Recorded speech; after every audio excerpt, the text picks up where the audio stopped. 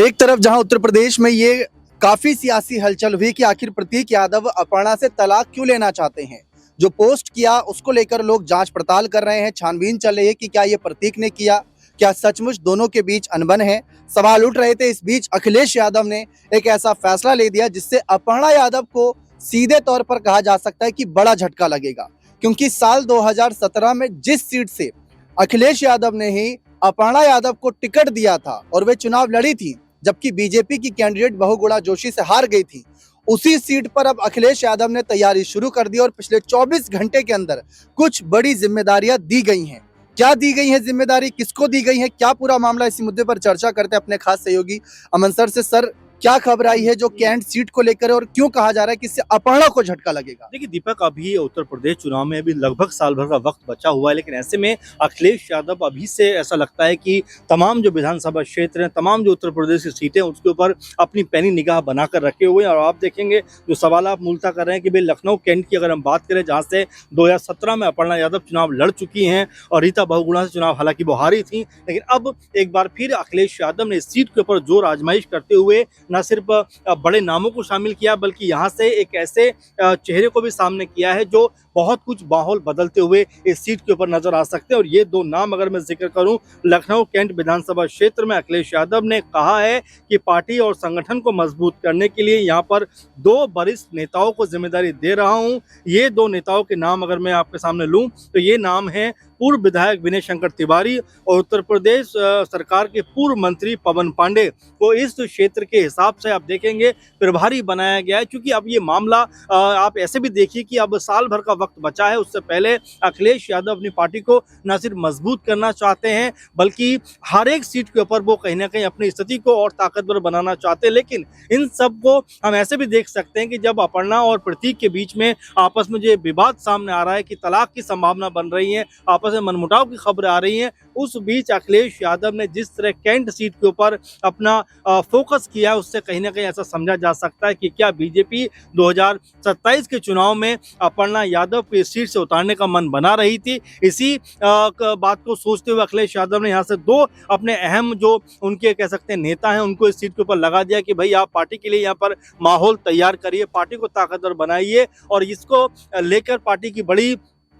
स्पष्ट मुझे लगता है कि विचारधारा यहाँ पर निकल कर सामने आती है कि कैंट सीट में हमें ये सीट जीतनी है। इसीलिए अखिलेश यादव ने विनय शंकर तिवारी और पूर्व मंत्री जी एक सवाल ये रहेगा, इस फैसले की टाइमिंग पर भी चर्चा हो रही है कि पहले 24 घंटे के अंदर अगर हम देखें, पहले प्रतीक यादव का पोस्ट आता है कि अपर्णा ऐसी है वैसी है, परिवार से दूर कर रही है, मेरे को मेंटली परेशान कर रखा है, बीमार कर रखा है, मैं उनसे तलाक चाहता हूँ, ये पोस्ट किया है ना कि बयान दिया है। और उसके 24 घंटे के अंदर ये अखिलेश का फैसला आता है। दीपक, बिल्कुल बहुत ही महत्वपूर्ण बात आप कह रहे हैं, क्योंकि आप देखेंगे कि अपर्णा यादव प्रतीक के बीच में जो भी कुछ चल रहा है, लेकिन उसी बीच में जो लखनऊ की कैंट सीट है वहां पर इतना बड़ा फैसला करना अपने आप में ये जरूर जाहिर करता है कि क्या अखिलेश यादव के दिमाग में कुछ और चलता हुआ दिखाई पड़ रहा है। क्या प्रतीक यादव को वहां पर लेके जाने का मन तो नहीं? हालांकि प्रतीक यादव को लेकर अब तक जो हमने देखा और जो पढ़ा है, सुना है, उसके हिसाब से ऐसा कहा जा सकता है कि राजनीतिक तौर पर उन्हें कोई बहुत दिलचस्पी नहीं है। लेकिन देखिए दीपक, एक समय तक ऐसा रहता है कि भाई आप जो पॉलिटिकल तौर पर आप नहीं जाना चाहते, लेकिन एक समय ऐसा आता है जब आप चाहते हो कि भाई राजनीतिक तौर पर मैं मजबूत होना चाहता हूं। आप देखिए नीतीश कुमार के बेटे जिस तरह से उनको लेकर भी चर्चा चल रही थी, निशांत को लेकर, कि वो राजनीति में नहीं आएंगे, लेकिन अब 50 साल होते होते कहीं ना कहीं ऐसा लगता है कि उनके नाम को लेकर चर्चाएं चल रही हैं कि वो न सिर्फ राजनीति में एक्टिव होने चाहिए बल्कि मुख्यमंत्री भी बनने चाहिए। और जिस तरह की बात प्रतीक यादव ने भी यहाँ पे लिखी है जो अपने पोस्ट में, उसमें उन्होंने कहा है कि मेरी माँ से मुझे दूर किया है, मेरे पिता से मुझे दूर किया है, और एक जिक्र उन्होंने कर दिया कि मेरे भाई से भी मुझको दूर किया है। तो क्या एक ये संभावना कहीं ना कहीं बनती हुई नजर आती है कि भाई के करीब होना चाहते हैं, अब भाई के साथ रहना चाहते हैं, भाई के पास होना चाहते हैं, और जो रिश्ते में दरार आने की बात कही उन्होंने खुद, उससे ऐसा समझा जा सकता है कि भाई के साथ अब वो चलना चाहते हैं। और लखनऊ कैंट का जो आपने जिक्र किया, क्या इसको इसी संदर्भ में देखा जाए कि पार्टी के दो बड़े नेताओं को लगाया गया है कि भाई आप जाइए, वहां पर जाकर माहौल देखिए, पार्टी के लिए माहौल तैयार करिए और यहाँ पर क्या अब अखिलेश यादव कोई बड़ी रणनीति के साथ में जा सकते हैं, और क्या प्रतीक यादव, हालांकि ये सिर्फ अनुमानित है अभी दीपक, ऐसा नहीं है कि हम इसकी पुष्टि कर रहे हैं, लेकिन क्या ऐसा समझा जा सकता है, चूंकि अभी 1 साल का वक्त है और प्रतीक यादव ने जिस तरह से अपने दिल के जो दर्द को बयां किया है, उसको लेकर क्या कोई इमोशनल गेम यहाँ पर पॉलिटिकल तौर पर होता हुआ लेकिन नजर आ सकता है? एक सवाल ये भी रहेगा सर, जिस तरीके से अखिलेश ने ये फैसला लिया, जी, अपर्णा खामोश है, ठीक है, प्रतीक यादव भी अभी तलाक के मामले पर व्यस्त नजर आ रहे हैं, जी, लेकिन जो हम देखते आए हैं कि बीजेपी जब से स्मृति ईरानी लोकसभा का चुनाव हारी है, तब से ये चर्चा थी कि बीजेपी किसी महिला चेहरे को आगे बढ़ाना चाहती है और वो अपर्णा हो सकती है, जो मुलायम परिवार से भी, क्योंकि हमने झारखंड में देखा जो शिबू सोरेन परिवार की बड़ी बहू थी सीता सोरेन, वहां उन्हें आगे किया, शिंदे जो उद्धव के करीबी थे उनको आपस में लड़ा दिया। बिल्कुल। तो बीजेपी ये करती है, ऐसा आरोप बीजेपी पर लगता आया है। एक समय शिवपाल को भी बीजेपी लाने की कोशिश कर रही थी, तो क्या अखिलेश को ये बात पता चल गई कि बीजेपी अपर्णा को आगे कर रही है, इसीलिए पहले ही उनके खिलाफ रणनीति शुरू कर दी? देखिए, बिल्कुल दीपक, और महत्वपूर्ण बात आप कह रहे हैं, क्योंकि अखिलेश यादव आप हर सीट के ऊपर कहीं ना कहीं पैनी निगाह इसलिए भी बना रहे हैं क्योंकि उनको पता है कि बीजेपी तमाम तरह के सियासी खेल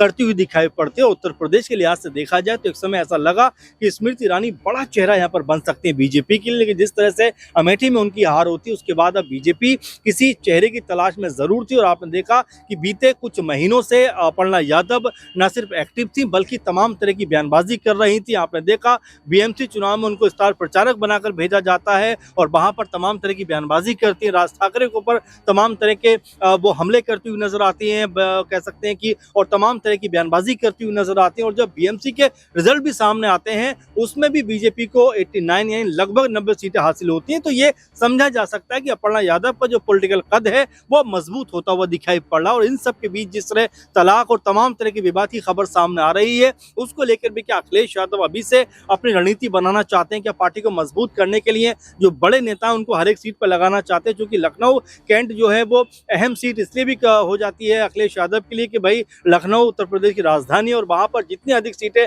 उनके हिस्से में आएंगी वो मजबूती के साथ में सरकार को चला सकते हैं अगर सत्ता में आते हैं। तो इसीलिए तमाम तरह के प्लान वो करते हुए दिखाई पड़ रहे होंगे। अब ऐसे में अपर्णा यादव को लेकर बीजेपी की जो स्थिति है, अब तक ऐसा लग रहा था कि बड़ा चेहरा उनको वो बनाते हुए नजर आ सकते हैं, क्या उस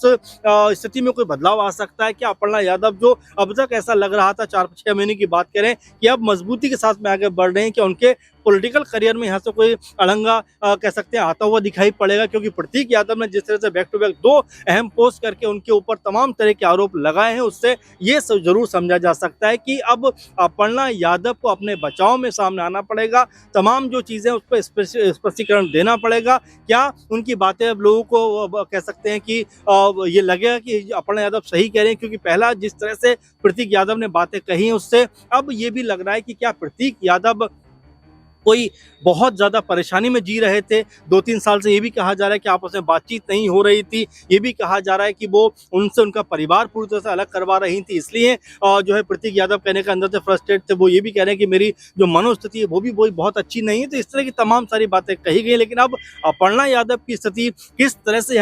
यहाँ के बाद दिखाई पड़ेगी, पॉलिटिकल तौर पर किस तरह से उनकी छवि में बदलाव होगा, ये तमाम ऐसे सवाल हैं जो आने वाले दिनों में ज़रूर निकल कर सामने आएंगे। लेकिन हाँ, ये ज़रूर है कि यहाँ से प्रतीक यादव को लेकर क्या कोई नई राह बनती हुई समाजवादी पार्टी में नजर आई, क्योंकि जिस तरह की बात उन्होंने कही है कि मेरे भाई से मुझको अलग कर दिया, अपने आप में कई सारे सवालों के जवाब देती हुई नजर आती है। जी बिल्कुल साफ है, जैसा लालू परिवार में हंगामा हुआ था तेज प्रताप की कुछ पोस्ट से और चुनावी नतीजा आप जानते हैं, तो अखिलेश यादव ये जरूर चाहेंगे कि वैसा वाला हाल ना हो, इसलिए अभी से उन्होंने तैयारी शुरू कर दी। 2027 के चुनाव में 1 साल का वक्त है, लेकिन कैंट सीट को लेकर तैयारी इनकी दिखा रही है कि ये किस कदर यहाँ पर जाते हैं कि इस बार उत्तर प्रदेश में जीतना, और उसके लिए जो भी ठीक लग रहा है इस समय अखिलेश यादव करते नजर आ रहे हैं। फिलहाल ये तलाक को लेकर जो कुछ पोस्ट आए, ये हकीकत है या नहीं है, क्या ये फर्जी पोस्ट किसी ने कर दिया, क्या सच्चाई है, जो भी खबर आएगी आप सभी तक पहुंचा दी जाएगी। बने रहे चैनल के साथ, बहुत बहुत शुक्रिया।